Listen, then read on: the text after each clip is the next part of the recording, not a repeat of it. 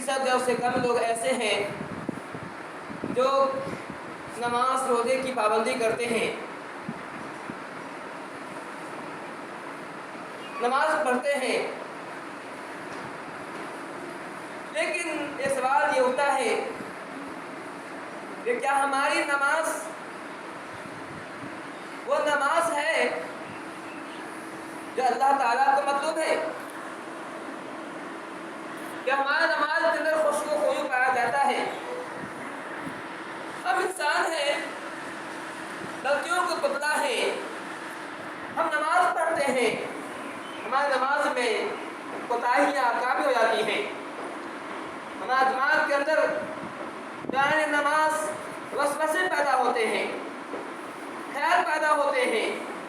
ہم نماز مسجد پڑھ رہے ہوتے ہیں، ہمارا دماغ بازار میں ہوتا ہے،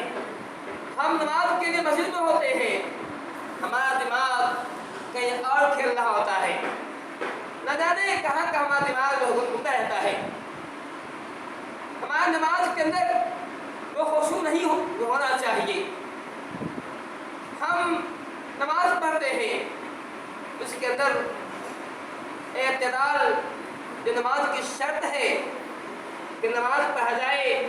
نماز کے اندر اطمینان ہو، سکون ہو، نماز کے تمام ارکان کو اچھی طرح ادا کیا جائے، نقطہ اس میں ہو جاتی ہے، مجھے کمی ہو جاتی ہے۔ اور نماز پڑھتے ہیں، رکوع کے اندر جو رکوع ہونا چاہیے وہ نہیں ہو پاتا، جیسے جھکنا ہے، جھکنے کا بھی اسلام میں طریقہ بتایا ہے، کتنا جھکیں گے، سجدے میں کیسے رہیں گے، سجدہ کن اعضاء پر ہوگا، یہ کچھ طریقے ہیں نماز کے، ہم سے اس میں کوتاہیاں ہو جاتی ہیں۔ انسان ہونے کے ناطے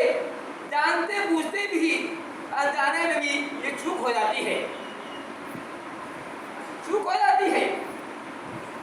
اور اللہ کے نبی کی حدیث ہے، ابو داؤد شریف کی حدیث ہے، اللہ نبی فرماتے ہیں کہ اول ما یحاسب العبد یوم القیامہ الصلاۃ، سب سے پہلے قیامت کے دن جس بارے میں سوال کرے گا نماز ہوگا، سب سے پہلے نماز پر سوال کیا جائے گا۔ قیامت کے دن اللہ تعالیٰ زکوٰۃ کا سوال کرے گا، لیکن اس کا معاملہ بعد کا ہوگا۔ مومن کے لیے، ایمان والوں کے لیے میں بتا دوں آپ کو، مشرکوں سے آپ کو حساب نہ ہوگا، شرک کرنے والے کوئی حساب نہیں، کفار سے کوئی حساب نہیں، بدعتی کوئی حساب نہیں ہے، حساب کتاب سے مومن سے ہوگا۔ مشرکین اہل جہنم میں، کفار اہل جہنم میں جائیں گے، بدعتی اہل جہنم میں جائیں گے، حساب کتاب کا معاملہ اہل ایمان سے ہوگا۔ اگر باتیں ہیں کہ سب سے پہلے اس بات کا سوال ہوگا، سوال نماز کا ہوگا، پہلے نماز پر سوال کیا جائے گا۔ اگر باتیں ہیں کہ اس نماز کو دیکھا جائے گا، اللہ ہمارا کہہ ہے فرشتوں نماز کو دیکھو، اللہ کی باتیں ہیں بھائی اگر اس نماز پڑھی تھی، نماز کی دفتر، اس کے دفتر میں نماز ہے، اس نے پوری زندگی نماز پڑھی ہے، نماز کو کبھی ترک نہیں کیا ہے،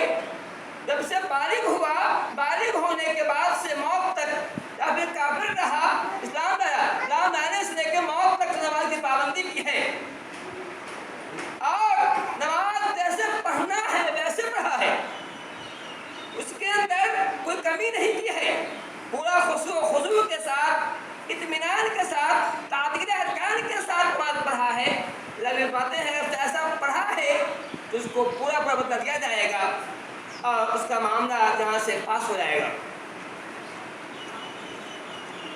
اللہ کی باتیں ہیں اگر اس کے فرض میں کمی رہ گئی ہے، نماز جو کس نے پڑھا ہے، نماز کی پابندی کی ہے، لیکن اس میں خشوع و خضوع نہیں تھا، تعدیل ارکان نہیں تھا، ویسی نماز نہیں، جیسی نماز مطلوب تھی، باتیں ہیں رحمائے گا اے فرشتوں انظروا اب تیجو لعبدی من تطوعی، اے فرشتوں دیکھو کیا اس کی کوئی نفل کی عبادت بھی ہے، اس نے کوئی نفل نماز پڑھا ہے، نفلی عبادت کی ہے، سنت پڑھا ہے، سنت مؤکدہ پڑھا ہے، سنت غیر مؤکدہ پڑھا ہے، باتیں ہیں کہ اللہ تعالیٰ حکم دے گا کہ اے فرشتوں देखो, इसकी नमाज को चेक करो कि क्या इसकी नमाज में कोई नफिल नमाज भी है, नफिल इबादत भी है। और फिर इसकी नफिल इबादत कहेंगे हाँ नफिल नमाज है, तो उसकी नफिल नमाज से उनकी उसके सुन्नत में फर्ज में जो कमी रह जाती है मानेगा उसको उस नफिल नमाज से पूरा हो। सुन्नत फर्ज नमाज में कमी रह गई थी, वुज़ू में हो ऐसी भी कमी रह गई थी, मानेगा उसके नफिल नमाज से फर्ज की कमी को पूरी करो।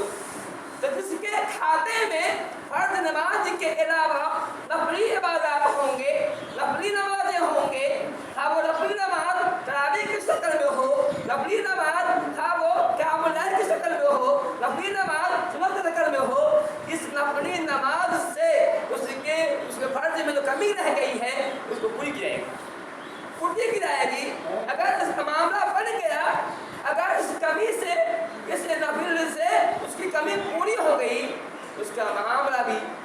साफ हो जाएगा और जो है वो आदमी भी निजात पा जाएगा।